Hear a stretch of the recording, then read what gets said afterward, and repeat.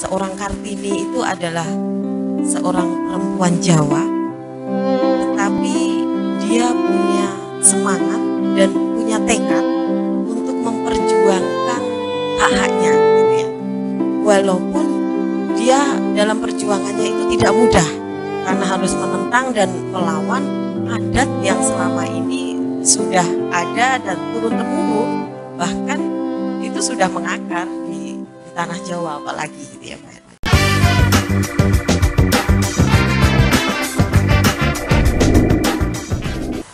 Assalamualaikum warahmatullahi wabarakatuh.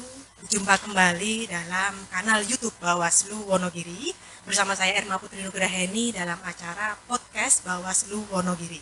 Nah, tema kita kali ini merupakan tema yang spesial dalam rangka memperingati Hari Kartini yang jatuh tepat di tanggal 21 April 2022. Tak lupa saya pribadi mengucapkan selamat Hari Kartini untuk seluruh perempuan di Indonesia, perempuan yang tangguh, perempuan yang mandiri, dan juga perempuan yang penuh dengan inspiratif tentunya. Baik, pagi hari yang cerah ini saya sudah kedatangan tamu yang luar biasa. Beliau merupakan pimpinan saya sendiri, satu-satunya komisioner Bawaslu Wonogiri, seorang perempuan, jujur saja. Beliau merupakan perempuan inspirasi bagi saya. Siapa lagi kalau bukan Ibu Isna. Selamat pagi Ibu. Selamat pagi Mbak Irma. Apa kabarnya nih Bu? Kita sedang melaksanakan puasa terus terang. Masih semangat? Alhamdulillah kabar baik dan harus tetap semangat. Oke, Ibu. Iya, Bu Isna ini merupakan komisioner Bawaslu Wonogiri, koordinator divisi SDM dan organisasi ya Ibu ya. Betul. Oke, baik Bu. Sesuai dengan tema kita kali ini Bu, terkait tentang emansipasi perempuan dalam pengawasan pemilu ya Bu ya, karena ini kan bertepatan memperingati Hari Kartini. Ya. Baik Ibu. Pertanyaan mendasar Ibu, sebenarnya sosok Raden Ajeng Kartini itu seperti apa menurut Bu Isna? Ya, sebelumnya Assalamualaikum warahmatullahi wabarakatuh. Kami sapa seluruh sahabat Bawaslu dan seluruh teman-teman yang berada di mana saja yang pagi ini semoga dalam keadaan sehat, baik gitu ya. Yang disampaikan Mbak Irma kaitannya dengan sosok Kartini, karena kebetulan hari ini kita memperingati hari lahirnya ibu kita Kartini gitu ya. Dalam pandangan kita atau dalam bayangan kita yang tersirat seorang Kartini itu adalah seorang perempuan Jawa, tetapi dia punya semangat dan punya tekad untuk memperjuangkan hak-haknya gitu ya. Walaupun dia dalam perjuangannya itu tidak mudah karena harus menentang dan melawan adat yang selama ini sudah ada dan turun-temurun, bahkan itu sudah mengakar di tanah Jawa apalagi gitu ya Mbak. Jadi sosok Kartini itu sosok perempuan yang kalau saat ini itu dia anggun tetapi dia juga perkasa gitu ya. Anggun tetapi perkasa. Perkasanya bukan pelaki-lakian, tetapi di balik keanggunannya dia mempunyai semangat dan mempunyai kekuatan yang luar biasa untuk berjuang demi hak-hak perempuan waktu itu. Keadilan perempuan sendiri. Iya betul. Gitu. Baik, ini R.A. Kartini terkenal atau beliau dikenal sebagai pahlawan emansipasi perempuan. Nah, menurut Bu Sina sendiri sebagai kacamata pengawas pemilu, emansipasi itu apa sih Bu? Ya kalau sebenarnya dasar dari arti emansipasi itu sendiri menurut Kamus Bahasa Indonesia gitu ya, itu adalah pelepasan dari perbudakan. Ada arti lain yaitu persamaan hak di dalam berbagai aspek kehidupan. Ya. Persamaan hak di dalam aspek kehidupan ini baik antara laki-laki dan perempuan gitu ya. Jadi kalau dikaitkan dengan emansipasi wanita, kaitannya dengan pelaksanaan pemilu adalah kita perempuan dan kita wanita mempunyai hak yang sama untuk menjadi yang pertama penyelenggara pemilu, yang kedua menjadi calon atau boleh dibilang legislator gitu ya. Yang ketiga juga bisa menjadi pemilih gitu ya. Itu diatur di dalam undang-undang. Jadi kita mempunyai hak yang sama sebagai perempuan seperti halnya dengan kaum laki-laki. Itu kalau menurut pandangan emansipasi di penyelenggara atau di dalam pemilu gitu ya. Betul. Seperti yang saya ketahui nih Bu, kalaupun perempuan itu kan lebih mengedepankan perasaan, dan sedangkan laki-laki itu lebih mengedepankan logika. Kalaupun ini bersinergi menjadi satu, ini menghasilkan sesuatu yang luar biasa. Ini terbukti dari Bawaslu Wonogiri sendiri ya, antara ibu dengan komisioner yang lain saling bersinergi juga menghasilkan sesuatu yang baik dan positif. Nah, tentu saja ini semua itu tak lepas dari keterlibatan ibu sendiri sebagai seorang pengawas. Nah, sebenarnya apa saja sih Bu bentuk-bentuk keterlibatan perempuan, dalam hal ini diwakili oleh Ibu Isna yang merupakan figur sosok Kartini masa kini dalam pengawasan pemilu itu sendiri, Bu? Baik, kalau bentuk keterlibatan perempuan gitu ya di dalam pemilu, khususnya untuk pengawas pemilu, apa saja yang bisa dilakukan perempuan, bahwa kita mempunyai hak dan tanggung jawab yang sama, bisa menjadi pengawas pemilu atau Bawaslu di tingkat RI gitu ya. Yang kedua, bisa menjadi pengawas pemilu di tingkat provinsi, bisa menjadi pengawas pemilu di tingkat kabupaten kota. Selain itu masih ada lagi bisa bergabung menjadi penyelenggara di tingkat ad hoc, yaitu Panwas Kecamatan, pengawas desa kelurahan, dan ada lagi pengawas di tingkat TPS. Ini secara keterlibatan perempuan atau partisipasi perempuan secara struktural di dalam lembaga kita gitu ya. Tetapi di luar lembaga, apakah masih mungkin ada peluang dan ada ruang untuk perempuan-perempuan yang mungkin tidak bisa tergabung di dalamnya gitu ya. Jadi masih ada kesempatan yang bisa dilakukan oleh perempuan itu, yaitu menjadi pengawas pemilu partisipatif. Kedudukan dia, posisi dia sebagai masyarakat biasa. Pengawas pemilu partisipatif perempuan ini saat ini juga sudah mulai disosialisasikan, karena ini terkait dengan hak-hak yang harus dilakukan atau yang harus didapatkan oleh perempuan itu sendiri gitu ya. Bagaimana kita bisa memperjuangkan hak kita, bisa memperjuangkan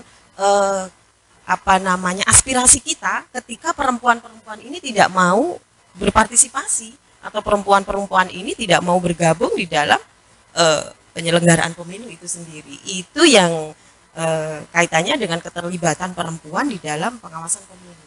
Jadi selain di organisasi kelembagaan secara struktural, itu perempuan masih bisa bergabung menjadi pengawas pemilu partisipatif, dan ini sangat kita harapkan. Karena dengan keterbatasan jajaran Bawaslu yang saat ini ada, itu sangat mustahil kita bisa mengawasi seluruh tahapan pemilu sampai dengan sedetil-detil pelaksanaannya di seluruh wilayah. Akan tetapi apabila ada partisipasi dan ada keterlibatan dari masyarakat untuk ikut mengawasi, tentunya ini menjadikan suatu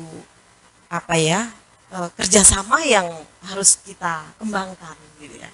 Bagaimana kita mau mewujudkan demokrasi ini secara baik, bagaimana mewujudkan pemilu secara berkualitas ketika masyarakat tidak mau terlibat dan tidak mau berpartisipasi, khususnya bagi kaum perempuan. Itu Mbak Irma. Dan secara aturan sendiri, keterlibatan perempuan sendiri dalam penyelenggaraan pemilu ini diatur oleh undang-undang gitu ya. Di dalam undang-undang itu sendiri menyebutkan bahwa memperhatikan keterwakilan 30% dari perempuan. Saat ini mungkin sudah ada 30% yang tercapai. Kalau saat ini boleh kami katakan untuk memaksimalkan 30% keterwakilan perempuan itu belum tercapai gitu ya. Masih sulit ya. Masih sulit gitu ya. Bahkan di tingkat pengawas ad hoc saja di tingkat kecamatan itu baru ada 26% kemarin. Terus di tingkat pengawas desa itu hanya 24%. Dan kalau di tingkat pengawas TPS kemarin alhamdulillah sudah mencapai di pemilu 2020 kemarin, pemilu pilkada kemarin gitu ya. Itu mencapai 40% keterwakilan perempuan. Tetapi itu pun juga harus dengan meyakinkan mereka dan mendorong mereka untuk mau berpartisipasi gitu, Mbak. Ya. Saya sedikit ingin menelisik tentang keterwakilan perempuan 30% di sini, Ibu. Nah, sebenarnya apa saja sih, Bu, hambatannya kok? Sepertinya kaum perempuan ini dirasa sungkan untuk berpartisipasi dalam penyelenggara atau menjadi penyelenggara pemilu di sini, Bu. Banyak sekali hambatan ya Mbak ya, Iya. yang dihadapi oleh perempuan ketika mereka harus menjadi pengawas pemilu atau penyelenggara pemilu. Hambatan yang pertama kami sampaikan adalah kaitannya dengan masalah budaya atau budaya patriarki gitu ya. Budaya ini menjadi semacam keyakinan bahwa sudah mengakar ya itu bahwa yang bisa menjadi pemimpin itu adalah laki-laki, perempuan hanyalah konco wingking kalau bahasa Jawanya gitu ya. Saya nggak setuju itu, Bu. Nah itu dia gitu kan, perempuan hanya konco wingking dan ada yang bilang sumur, dapur dan kasur. Oh tidak gitu ya. Ini tidak di sini. Nah gitu kan, ini yang harus kita luruskan gitu kan. Kaitannya dengan budaya memang iya gitu ya. Kita sebagai perempuan harus menjaga harkat dan martabat kita, tidak bisa lepas dari kodrat kita gitu ya. Tetapi di dalam undang-undang ini diatur dan kita mempunyai kesempatan yang sama untuk setara dengan kaum laki-laki gitu ya. Kaitannya dengan partisipasi mereka di dalam penyelenggaraan pemilu. Terus yang kedua kaitannya dengan supporting keluarga. Ini juga sangat berpengaruh dan menjadi hambatan yang luar biasa bagi para penyelenggara pemilu khususnya kaum perempuan, karena terkadang keluarga tidak memberikan support yang positif. Justru mereka membayangi dengan banyaknya pekerjaan di rumah yang tidak terselesaikan, mereka harus mengurus anak, mereka harus memasak gitu ya, dan urusan yang lain, dan itu tidak ada support dari anggota keluarga itu sendiri gitu ya. Bersyukurlah gitu ya bagi keluarga-keluarga yang menempatkan seorang perempuan atau seorang wanita, memberi kesempatan dia bekerja, tetapi di situ juga mereka saling mengisi gitu ya. Nah, saling mengisi di dalam keluarga itu sendiri khususnya. Contoh gitu ya. Ketika si perempuan ini bekerja menjadi pengawas pemilu, padahal harus penuh waktu gitu ya. Kita tidak terikat oleh jam kerja kantor gitu ya. Bisa contohkan Ibu Isna sendiri ini gitu di sini ya. ya. Jam kerjanya penuh waktu. Tidak ada jam kerja. Sewaktu-waktu kita harus melakukan tugas, tidak peduli itu siang malam, apalagi ketika tahapan gitu ya. Kalau non tahapan mungkin saat ini kegiatan kita fokus di sosialisasi, kegiatan kantor dan lain sebagainya. Tetapi kalau pada waktu tahapan gitu ya, Rumah keduanya nih nah, di Bawaslu. ini Bawaslu menjadi rumah kedua nih gitu kan. Iya. Dan ini kalau tidak diimbangi dengan kesadaran dan support dari keluarga, ini si perempuan ini tadi pastinya akan tertekan gitu ya. Oh, saya merasa bersalah dengan keluarga, saya mengabaikan keluarga, saya tidak bertanggung jawab. Ini yang sering terjadi gitu ya. Ngomong-ngomong, Bapak sering protes nggak sih, Bu, Ibu pulang malam? Alhamdulillah tidak gitu ya. Alhamdulillah Bapak sangat support gitu ya. Dan anak juga sangat support gitu ya. Iya. Dia apa namanya, menyadari bahwa itu sudah menjadi tugas dan tanggung jawab, dan alhamdulillah kita kompak untuk menempatkan peran masing-masing. Saling pengertian. Nah, dan saling komunikasi pengertian selalu ya, komunikasinya. kuncinya ya. Kerjasama di dalam lingkungan keluarga ini sangat mendukung sekali. Betul Bagaimana wanita bisa berkiprah, bagaimana perempuan bisa memenuhi haknya, ikut gitu ya, menjadi penyelenggara atau menjadi pekerja yang lain gitu ya, atau menjadi dia sebagai berprofesi yang lain gitu. Itu sangat-sangat mempengaruhi gitu. Selanjutnya yang menjadi kendala yang ketiga adalah pengetahuan tentang kepemiluan. Saat ini memang tidak semua perempuan yang kita libatkan atau yang ingin terlibat di dalam penyelenggara pemilu, baik di tingkat yang terutama di tingkat ad hoc gitu ya. Kalau di tingkat kabupaten gitu, mungkin teman-teman yang dari ex-Panwascam sudah mempunyai pengalaman, sudah mempunyai regulasi-regulasi, mereka sudah mengetahui gitu ya. Paling tidak mereka sudah pernah melakukan pekerjaan itu. Tetapi kalau yang di tingkat ad hoc gitu ya, baik di tingkat kecamatan, di tingkat desa kelurahan, dan di tingkat pengawas TPS, terutama di tingkat pengawas TPS ini masih sangat minim. Ini menjadi kendala juga ketika kita menyeleksi atau kita menerima penyelenggara pemilu itu dengan SOP yang jelas.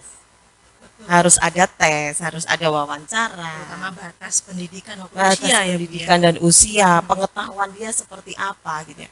Mau tidak mau ini menjadi kendala dan memang ini menjadi PR kita bersama gitu ya. PR kita bersama bagaimana kita bisa melibatkan perempuan, tetapi kemampuan di dalam dia memahami terhadap aturan-aturan kepemiluan dan semua yang berkaitan dengan pelaksanaan pemilu itu harus dipahamkan. Ini curhatan Bu Isna sebagai Koordif SDM dan organisasi dalam melakukan perekrutan anggota Panwas ad hoc ini Seperti itu seperti ini kira-kira. kira-kira gambarannya seperti ini Itu menjadi kendala gitu ya. Dan selalu Dan, seperti itu Ibu. ya, itu terjadi dan Ya. memang kenyataannya kita hadapi seperti itu menjadi kendala gitu ya. Ya. Menjadi kendala ketika perempuan ini terlibat di dalam pelaksanaan pemilu. Tidak beda juga sebenarnya dengan kaum laki-laki yang di tingkat ad hoc, tetapi kalau kaum laki-laki mereka lebih banyak keluar rumah, Betul. lebih banyak berdiskusi, lebih banyak mungkin bersosialisasi dengan yang lain, informasi-informasi mungkin masih mereka dapatkan. Tetapi kaitannya dengan perempuan gitu ya, yang mungkin itu tadi kita kembalikan kepada keseharian mereka yang kasur, sumur, dapur gitu kan, konco wingking itu sangat mempengaruhi sekali bagaimana kemampuan perempuan itu di dalam mereka mewujudkan harapan atau untuk bergabung dengan penyelenggara pemilu. Kendala selanjutnya Mbak Erma yang perlu kami sampaikan adalah kaitannya dengan geografis. Geografis yang berada di wilayah kita, terutama di Wonogiri gitu ya. Apalagi kalau di tingkat penyelenggara ad hoc itu lebih kepada mereka yang berada di wilayah kecamatan, wilayah desa, dan wilayah TPS. Semuanya tahu geografis di Kabupaten Wonogiri ini seperti apa gitu kan. Wono dan Giri ya, Bu, ya. Gunung, berbatu-batu, Iya. berhutan-hutan gitu ya. Wono Arti itu dari awan, ya. Giri sendiri adalah gunung. Wono itu hutan, Giri adalah gunung gitu ya. Itu sudah menjadi kendala yang sangat luar biasa yang dihadapi oleh perempuan. Bahkan itu yang menjadi keraguan bagi penyelenggara gitu ya. Apakah mampu gitu ya. Nah, ini yang sering disampaikan seperti itu. Apakah mampu perempuan dengan kondisi geografis seperti ini gitu ya. Itu kendalanya. Tetapi kami yakin perempuan itu manusia yang sangat kuat sebenarnya. Mungkin itu dengan pendapat. nah itulah bisa jadi Iya. kalau ini kita adakan riset atau penelitian gitu ya, perempuan sama laki-laki itu sepertinya lebih kuat perempuan gitu ya. Mereka apalagi yang mereka bisa bekerja gitu ya, Betul, karena Ibu. mereka harus memanage urusan rumah tangga, Rumah urusan tangga, anak gitu kan, Sekaligus. belum belanja, belum Betul, dan lain betul, sebagainya. Ibu. Mereka juga melakukan pekerjaan kantor, pekerjaan yang mereka tekuni dan itu selesai. Betul Nah, sekali. gitu. Berbeda Sering dengan kita lihat kan betul, betul, Ibu. di luar sana. Ada seorang ibu yang menggendong anaknya dengan berbelanja betul. gitu kan, dengan mengayuh sepeda gitu. Dan itu nyata terjadi. Itu nyata terjadi gitu ya. Ini kendala-kendala yang dihadapi oleh perempuan. Selanjutnya adalah kendala berikutnya kaitannya dengan anggapan masyarakat terhadap penyelenggara pemilu, terutama para pelaku demokrasi, bahwa demokrasi itu kejam. Nah, apalagi menjadi iya betul, apalagi menjadi pengawas pemilu gitu ya. Berhadapannya dengan partai politik, berhadapannya dengan para pendukung, dengan paslon gitu ya. Itu anggapan yang mereka takuti sendiri gitu ya. Sebenarnya itu tidak perlu menjadi ketakutan, anggapan-anggapan itu bahwa kita semua bekerja sesuai aturan. Kita semua bekerja sudah ada rule-nya gitu ya. Kita tidak perlu takut. Nah, ini keyakinan ini yang perlu kita sampaikan kepada para perempuan gitu ya. Jangan sampai ini menjadi kendala dan bayangan ini justru menghambat kita di dalam kita meningkatkan kapasitas dan kualitas kita. Dan dalam catatan saya ini Bu Isna 2015 pernah menjadi ketua Panwas saat itu ya Bu ya. Iya, di 2015 di Pilkada Bupati pada waktu itu. Baik. Ini menjadi kendala juga gitu ya. Anggapan masyarakat dan mungkin juga kekhawatiran orang yang meragukan kemampuan perempuan ini masih belum bisa dihilangkan. Luar biasa. Iya. Ini lanjut Ibu. Sebenarnya di sini terkait dengan keterlibatan perempuan dalam pengawasan pemilu sendiri. Sebenarnya ada nggak sih Bu hambatan-hambatan, mohon maaf, tujuan dalam melibatkan perempuan di sini itu apa? Kok harus dilibatkan ini Bu perempuan ini? Kenapa nggak di rumah aja gitu? Iya. Ya. Kita kembali kaitannya dengan emansipasi itu tadi, gitu ya. Itu tujuan yang pertama. Tujuan yang kedua adalah bahwa keterlibatan perempuan ini diatur oleh undang-undang. Kita sudah ada dasar hukumnya dan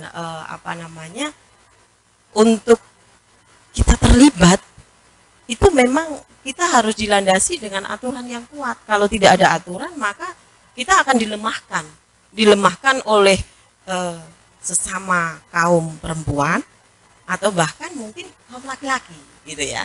Jadi ketika ini sudah ada aturan, Kartini saja yang tidak memegang aturan waktu itu dia berjuang, gitu ya. Kenapa kita yang saat ini sudah ada dasar hukumnya kita tidak mau berjuang untuk aspirasi atau untuk suara-suara perempuan, terutama era Kartini masa lalu harus melahirkan Kartini Kartini masa ya. kini, betul. Nah, selanjutnya tujuan yang kedua adalah demi keadilan dan kesetaraan haknya. Keadilan dan kesetaraan hak di sini bahwa perempuan mempunyai hak dan kesetaraan yang sama.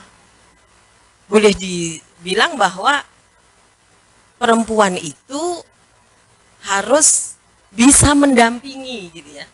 Mendampingi kaum laki-laki, bukan menyaingi, gitu. Nah, kalau di sini mendampingi itu dengan harapan pendamping itu ya sejajar, gitu ya. Ibarat mata uang koin nih Bu ya, Nah, harus saling berhadapan dan dan itu mempunyai nilai jual kalau koin ya Bu ya. Nah. Dan di sini kita setarakan laki-laki dan di situ. perempuan, gitu ya. Jadi kita tidak menjadi pesaing, tetapi kita menjadi pendamping, Partner gitu. nah ya, partner, gitu ya. Itu yang tujuannya di situ demi keadilan dan kesetaraan. Terus selanjutnya adalah peluang yang setara untuk mempengaruhi proses politik dan proses demokrasi kaitannya dengan aspirasi di dalam hak-hak dan suara perempuan itu sendiri. Tujuannya apa?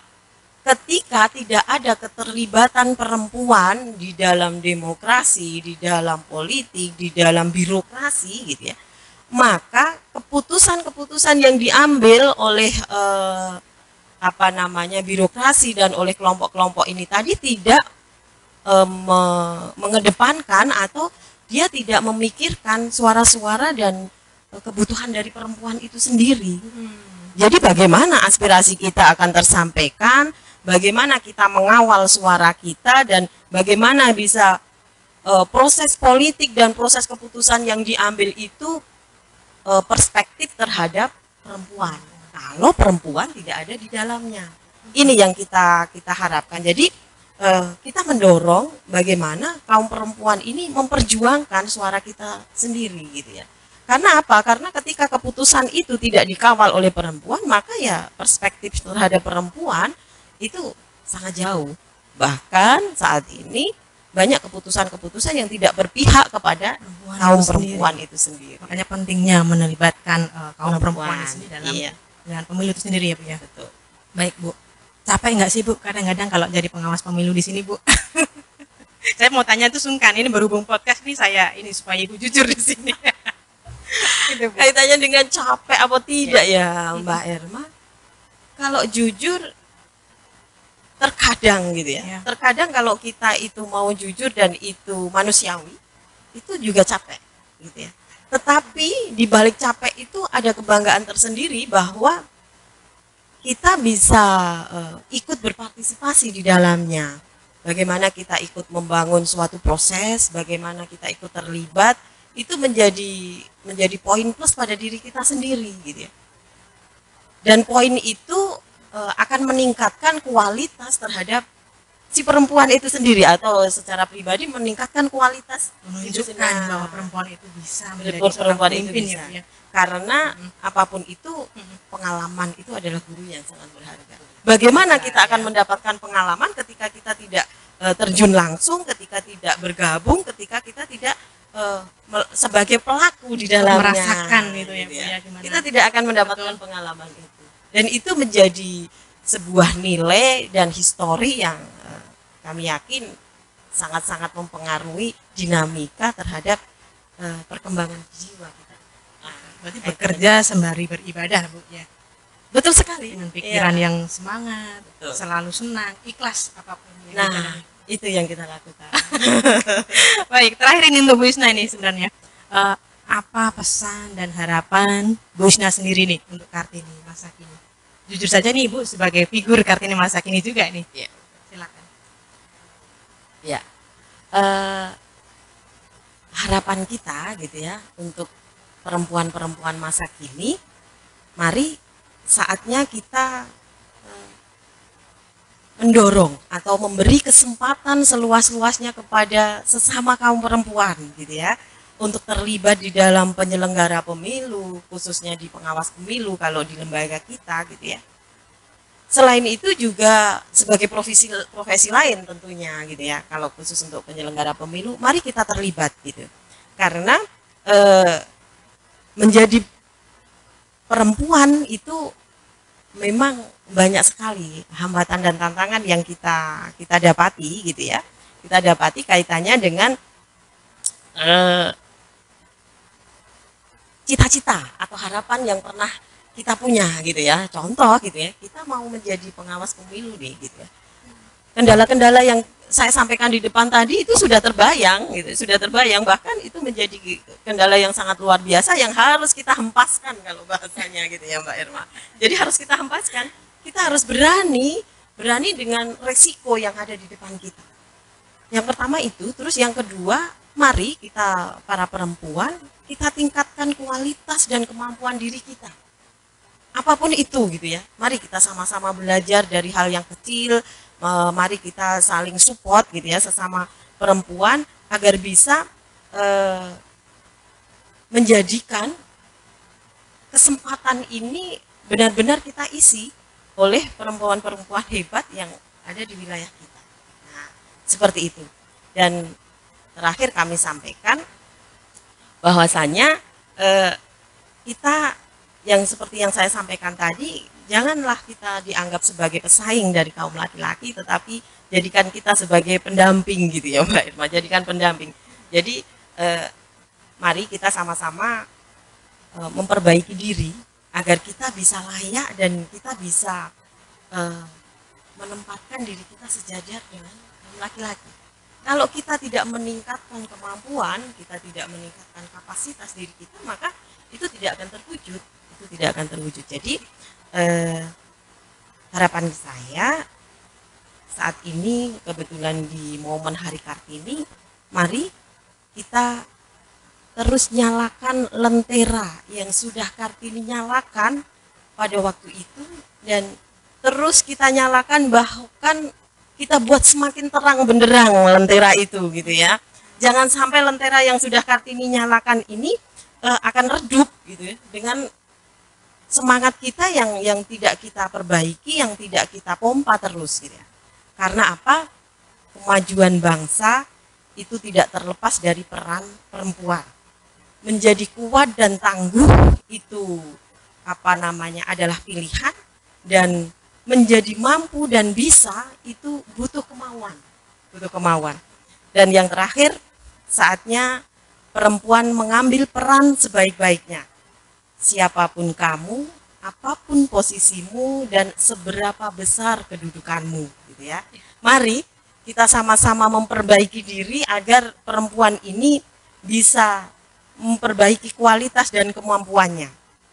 Jadi di akhir, kita para perempuan pasti bisa, dan kita perempuan harus tetap bersemangat, bergandengan tangan untuk terus meneruskan cita-cita dan harapan Kartini yang saat itu sudah diperjuangkan oleh beliau.